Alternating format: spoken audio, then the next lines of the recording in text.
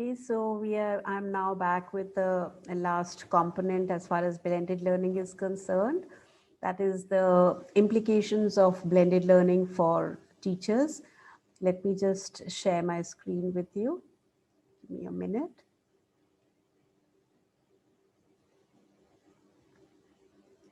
Put it on the slide share mode.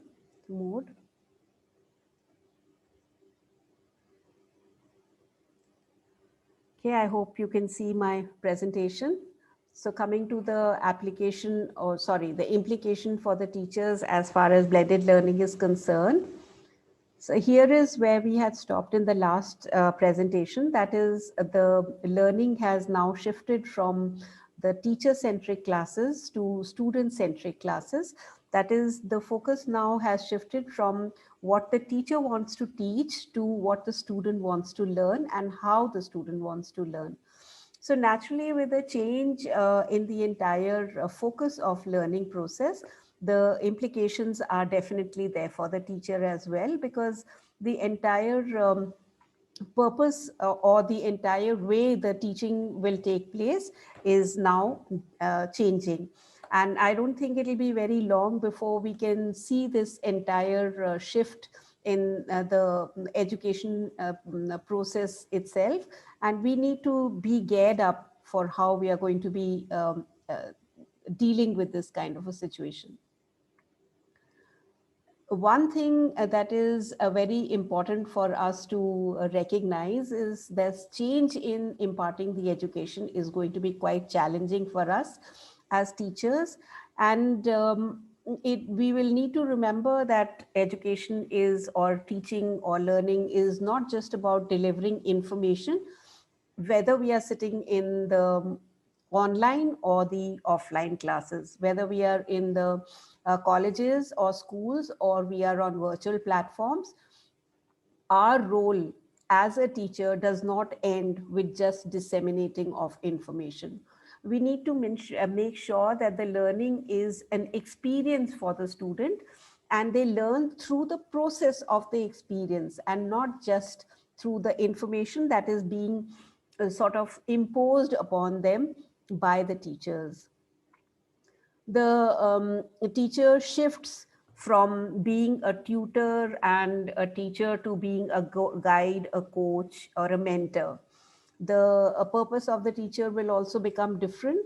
The purpose of the teacher will shift from just being somebody who's going to impart information to encourage the students to become active participants in the learning process.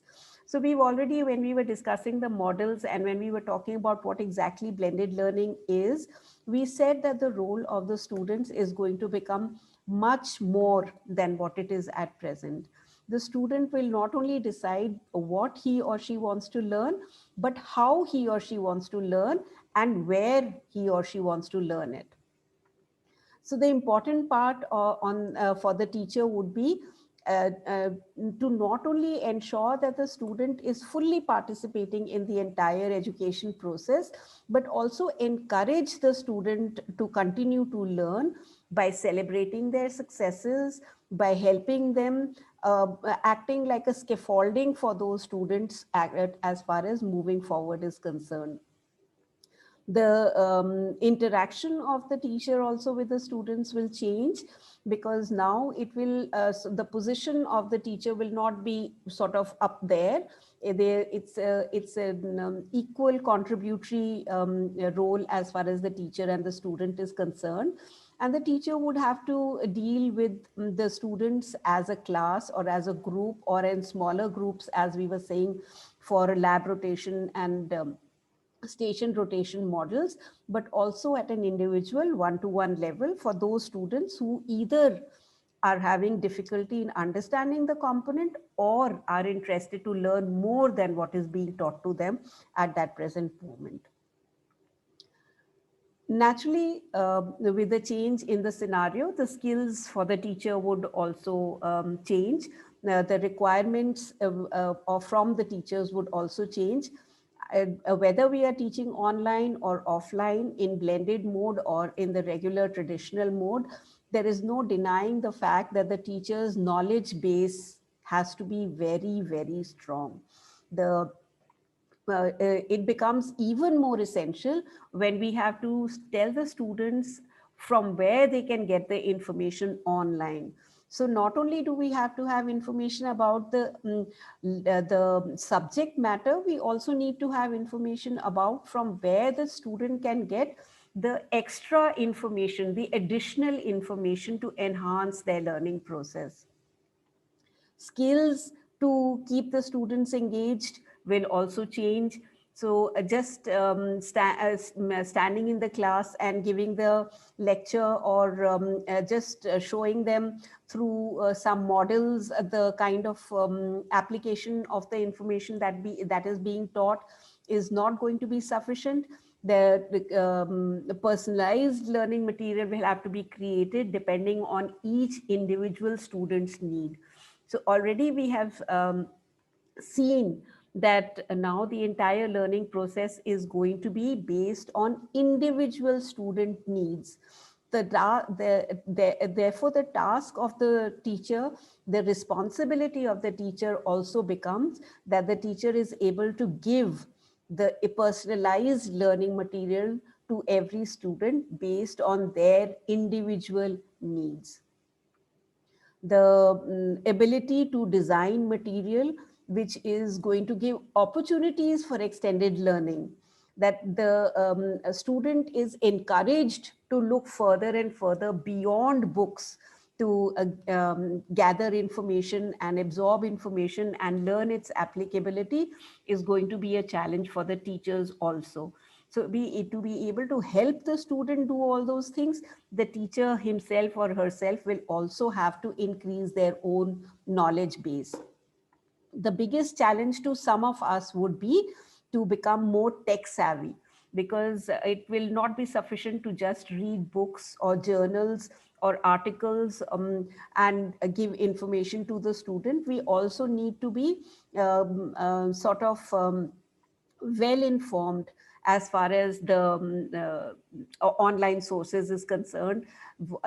How are you going to be able to inform the students, or how you're going to be able to tell the students how to look for that additional information, from where to look for that additional information, what are the words, what are the key terms, what are the handles that the student will need to use to be able to get that additional information, from where, which sources the student will need to look for, which links the student can explore to be able to get that additional information that we would like the students to take online. The five very important components of learning, which will be important as far as blended learning is concerned, is the knowledge transfer, which I've already referred to, that how is it that we are going to give information in a different way to the student so that the student is able to learn differently. Also, how we are going to help the student learn the application of that knowledge, which is becoming more and more important. It's very important now for the teachers to be able to help students to reduce that academia industry gap, so that the student is able to apply whatever he or she is learning in the classroom onto the real life situations, practicing whatever is being taught in the class through labs, through practicals, through projects. That all also is going to be a very, very important component for our future learning process. And what we had said in the last discussion as well, since the learning is going to be very different, the entire process is going to be very different. It is going to be student-centric learning. The challenge is also going to be there about evaluating what the student has learned. How much has the student learned? What is the kind of feedback we are going to be giving to the student to help the student to learn better and in a more comprehensive manner? And through all this, we have to ensure that we give support to the student as far as the learning process is concerned.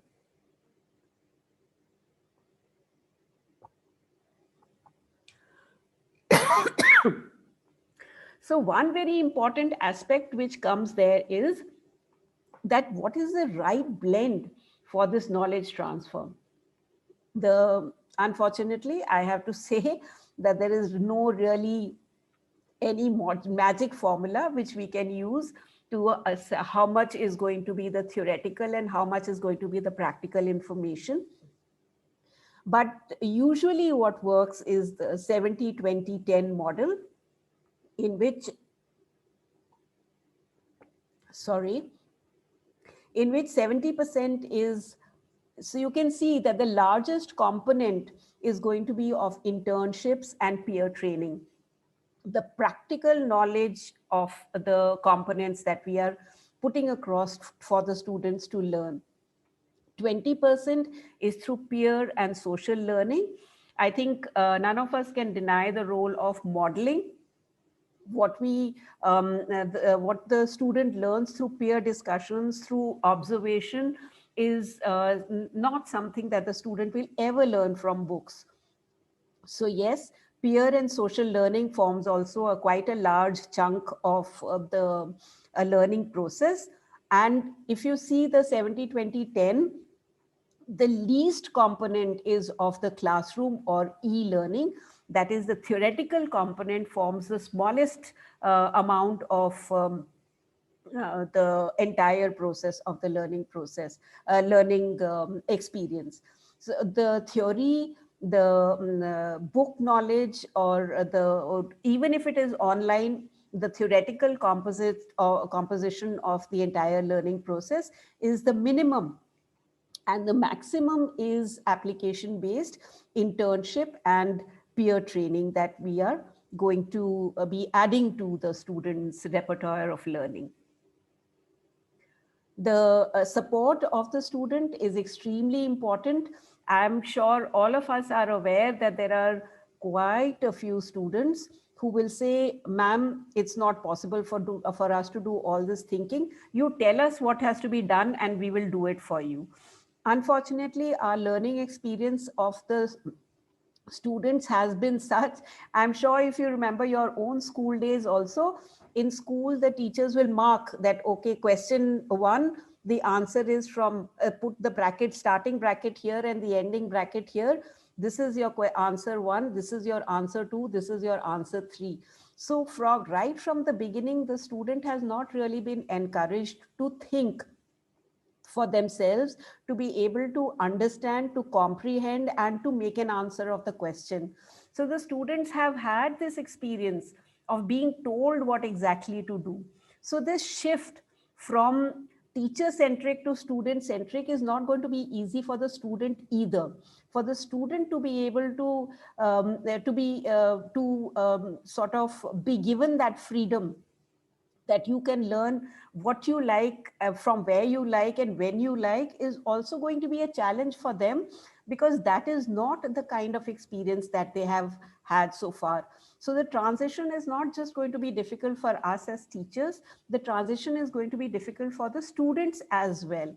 And as teachers, it becomes our role to not only help them in the transition from the traditional to the blended learning mode, but also give continuous support so that the student grows in this kind of thinking process, helping them to become independent thinkers, helping them to become students who can decide for themselves that what is it that they would want to learn, and how is it that they would like that information to be imparted to them.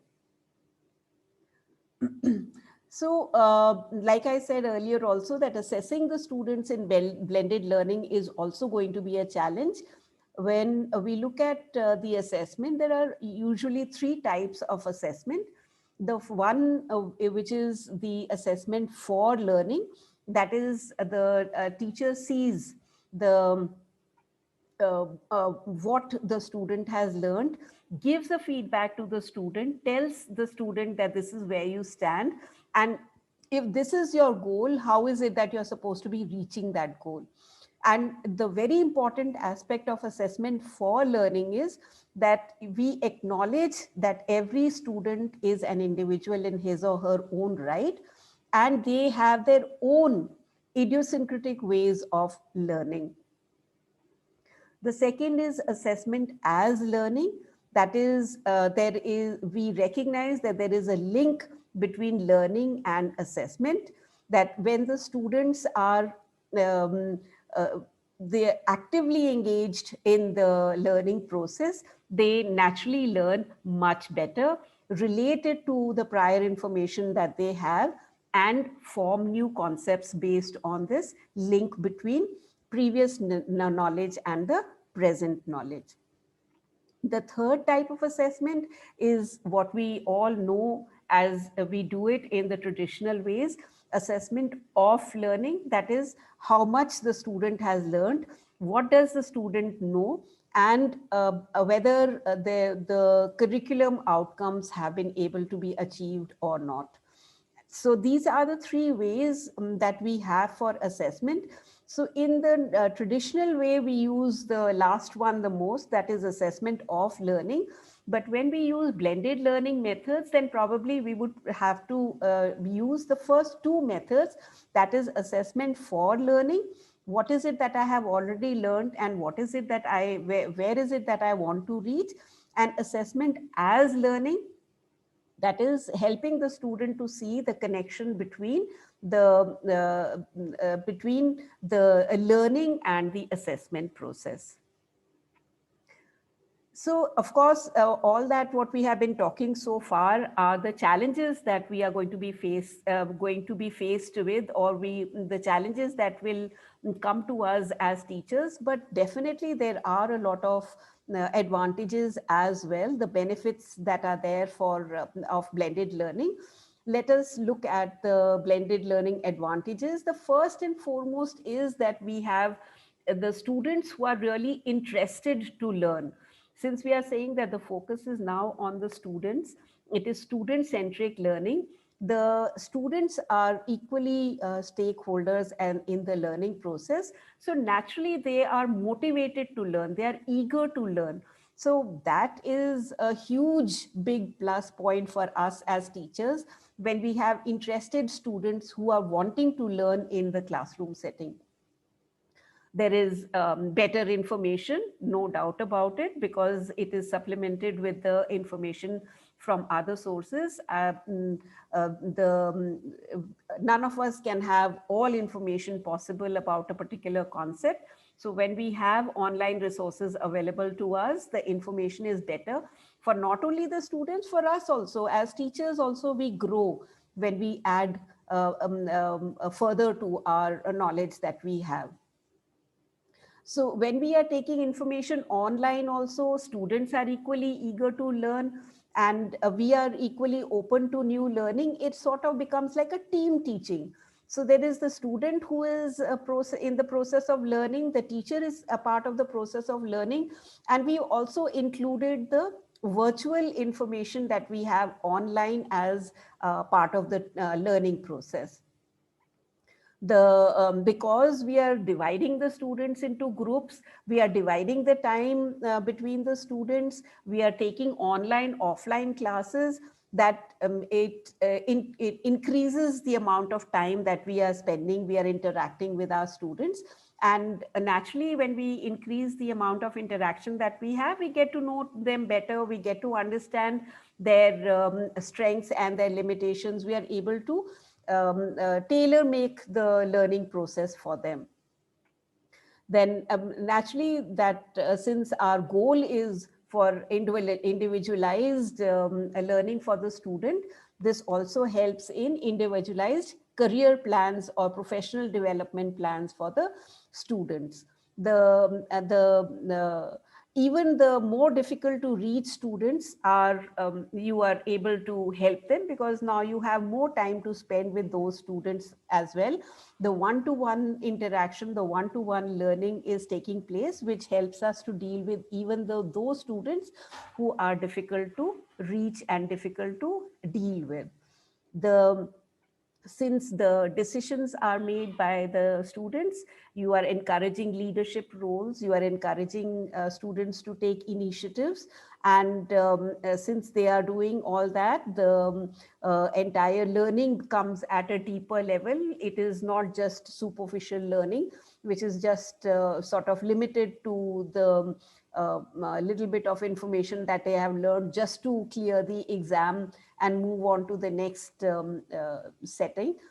They are learning for the sake of learning, which is a huge, big positive. The students also find it convenient, and it's also easy for the teacher if the teacher is also able to work from home and take the classes from home. It becomes easy for both the teacher as well as the student. So there are a lot of advantages of blended learning. It's not just, yes, it is a lot of hard work. Initial transition is going to be tough, but it does have its advantages both for the teachers as well as for the students. Some practical tips that I would like to give as far as blended learning is concerned. It's very important that before you come to the class, before we decide that we are going to deliver some information in the class, it would be a good idea to sort of prime the students as to what exactly the topic is going to be about. Say, for example, you could do something very interesting like show a short video to the students related to the topic that you are going to be discussing that day. That would sort of pique the interest of the students, and they would want to know more about what is coming their way as far as that class is concerned. During the learning event, also it's important that beforehand itself we have decided that what is it that we are going to be doing during the class. And since the focus is on a practical application of whatever is being learned, the learning can be done through different ways, innovative ways, like role plays. The role plays are sort of hugely attractive things for the students, because they can see on ground how exactly the application of that component of learning would be. Then after you have finished the learning event, what are you going to do? How that learning is going to be supplemented? What is the additional information? What is the additional input that you're going to give to the student? That all this needs to be decided before the entire process of the teaching the component. If you are already prepared with these aspects, what are you going to do to introduce the topic? What are you going to do during the entire learning event? And what are you going to do after the learning event will go a long way in making things easy for you as far as the teaching process is concerned. Some tips for starting a blended classroom setup. One is, of course, to start very small. I may have huge ambitious plans for the future, but it's important for me to start small so that I don't get demotivated and I don't meet with failure, because that can be a very discouraging thing to do. So if we start small, we can always move step by step ahead and reach the goal that we have envisioned for ourselves. So many times when we are doing something new and it's a little tough to do, then we may tend to lose patience. So it's very important that we continue to work on it, even if we take small steps at a time, because definitely we will reach our goal if we have decided a goal for ourselves and we don't lose patience. We will definitely reach there. There's no doubt about that. It's very important to remember that technology is not just an add-on, that, okay, I forgot to give the students the home task, or forgot to tell them what they need to prepare for the next class, or what is the additional information that I would like to give to them. So let me send it through a mail. That is not blended learning. That is just use of technology to make our teaching experience easier. Blended learning is when we use the online resources to help the offline teaching. So it's a combination of material that is available online with the material that is available with us offline. So just using technology is not cannot be referred to as blended learning. Important to recognize that online discussions are as important as offline discussions. The virtual classrooms are equally important as compared to the um, on ground classrooms that we have. The online resources that we use for discussions in the classrooms are equally important. And to think that just because they're easily available at the tip of our finger, it is not of great consequence, would be huge loss as far as information is concerned. There is a lot of information available online, which if we bring into our classrooms will enhance the entire learning process for everyone, students as well as the teacher. Keeping ourselves updated regarding online resources, I can't stress that enough. Unless we ourselves know where this particular information is available, we will not be able to tell our students.